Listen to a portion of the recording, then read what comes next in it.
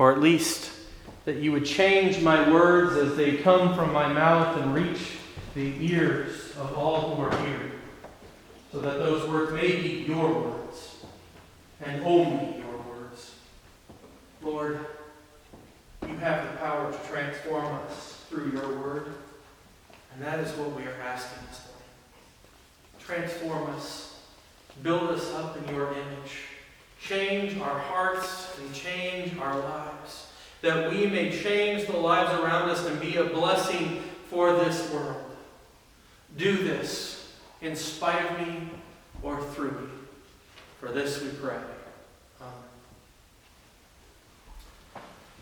Blessed are the peacemakers, for they shall be called the children of God. This next description of a disciple that has been a part of our study for the last so many weeks as we have gone through Jesus' Sermon on the Mount is one that reminds us of who we are as a people. It reminds us of our work of reconciliation. It reminds us of all the blessings that God longs to give us. And while this morning I could look at one of the ways that this could be interpreted as being a people who make peace on earth and bring nations together, I think if we're all honest, most of us would say that we have no power over the nations. Yes? No? That none of us really feel that we're in position to make world peace happen right now. But what we can say is that we are in a position to make peace in our lives.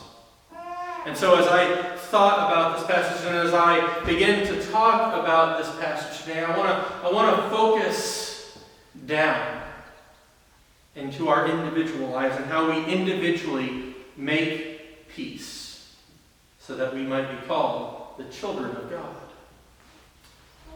One way that we make peace is by beginning to forgive others and to repair relationships that have long been broken apart. Or maybe not so long broken apart. Maybe they're relationships that we're just in the middle of an argument. And if there's somebody that is popping into your head at this moment, someone who you may be in the middle of a disagreement with, someone who you may be angry at, someone who you may have not be speaking with, or something like that, I want you to hold on to that person as we talk about blessed are the peacemakers. Because part of making peace and part of what we're going to hear about is how that person may be who God is calling you to do this work with this week and in the weeks to come. Now, some of you may not have a person in mind that you need to forgive or someone that you're currently embroiled in a battle with. But some of you may have problems and sins and hurts and wounds that have been inflicted upon you from elsewhere. And maybe the peace that you need in your life is not a peace between you and another person, but is instead an inner peace, a peace that allows you to let go of pain or anger that you're holding within. Maybe it's peace with resentment or peace with a missed opportunity. Maybe it's peace that you need with regret. Jesus said, "Blessed are the peacemakers, for they shall be called the children of God."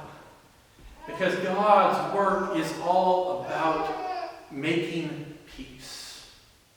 He sent His Son to this world to make peace with this world, to reconcile us unto Himself. That is who Christ is. So what better description of a brother or sister in Christ than someone who goes out of their way to make peace, to reconcile the world and God unto themselves.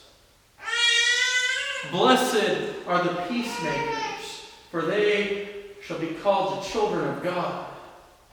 Is a reminder not only of something that Jesus said previously in the Sermon on the Mount, blessed are the merciful, for they shall receive mercy, but it is a reminder of God's forgiveness to us as well. I mean, this work is not easy, right? It's hard to forgive sometimes.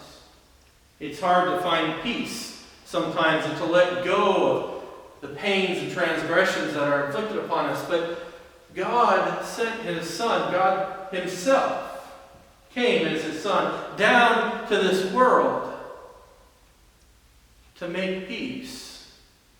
And God Himself has experienced the full range of pain and suffering that has been inflicted upon humanity. I mean, God forgave people who crucified Him. People who put Him on the cross, put Him to death in one of the most painful ways humanity has ever imagined. God forgave people who mocked Him, who spit on Him, who rejected Him. God has forgiven people who have taken His words out of context and used them for their own purpose. He's forgiven even those who have taken His words and used them as a way of gaining personal power by using His words to control other people's lives, and yet He has forgiven them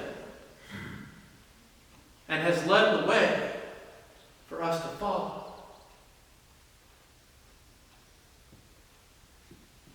He's been beaten. He's been crushed, persecuted.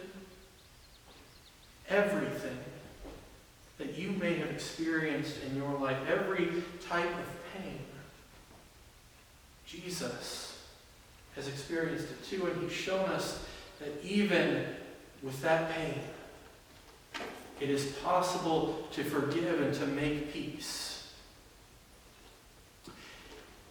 And it starts by remembering that the people who have done these sins are people.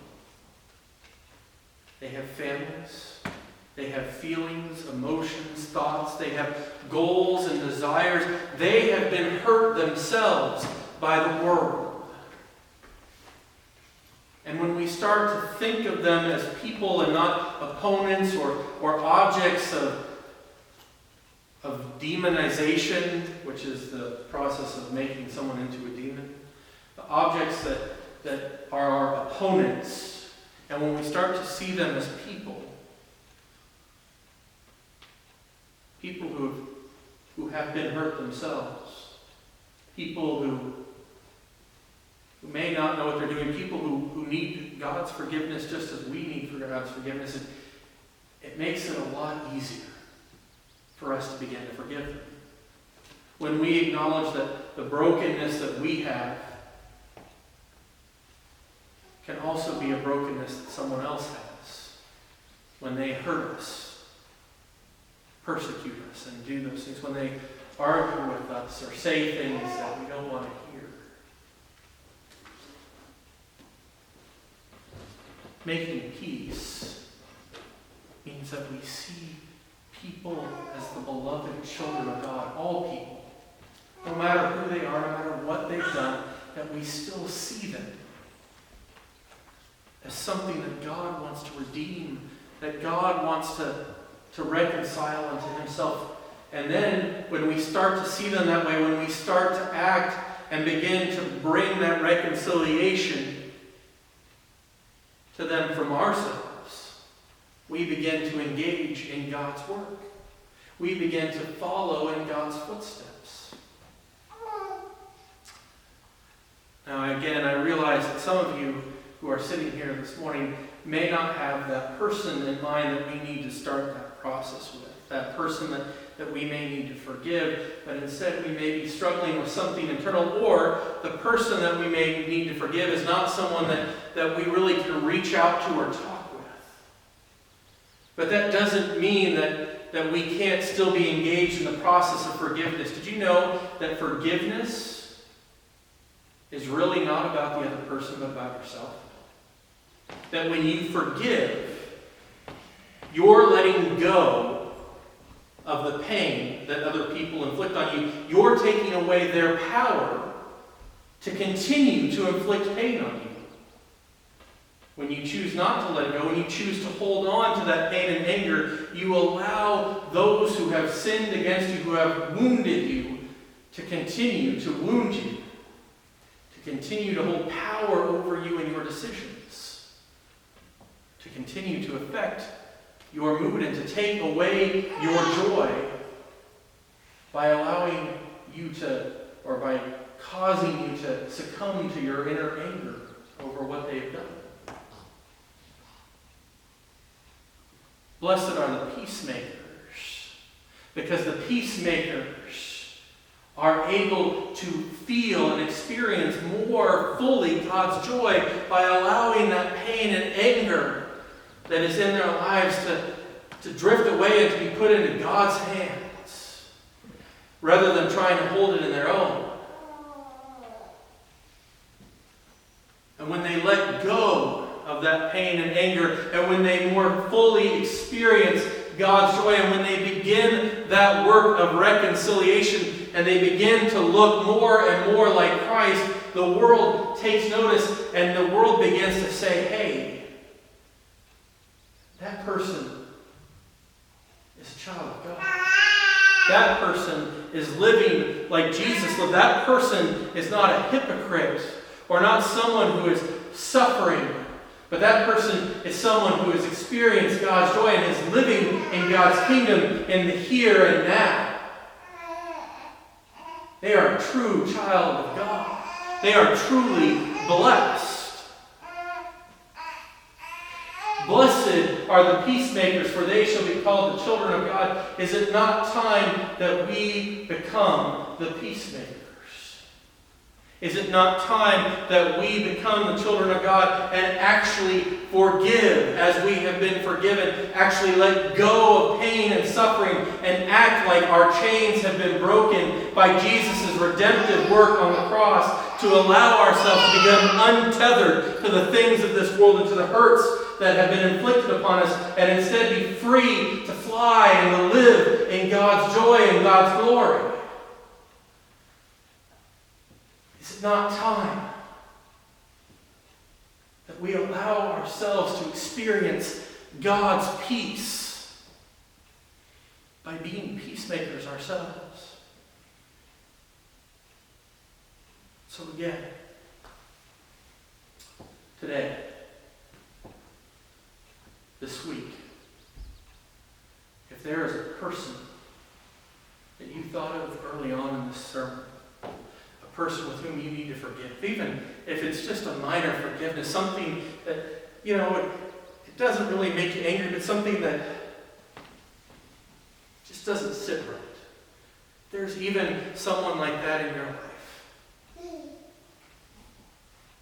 Find a way to make amends. Talk with them. Tell them you're sorry for anything that you've done. And tell them how what they have done has made you feel. And allow peace to begin. Allow yourself to let go of that pain. If you're someone who couldn't think of someone, or someone who for safety reasons need to not engage with that person, then start the difficult work of getting up each and every day and practicing forgiveness each and every moment. Because the truth is, forgiveness really isn't easy. We have to forgive every moment of every day. Every time that feeling, that emotion, that memory, that thought comes up, we have to forgive in order to experience God's peace. And today may be a good day to start that too. In fact, today is a good day to start that forgiveness. Because God wants you to be joyful. God wants you to feel blessed. God doesn't want you to suffer and feel that pain any more than you have to. So let him have it. let him take it away. Start the process with God of forgiveness for yourself.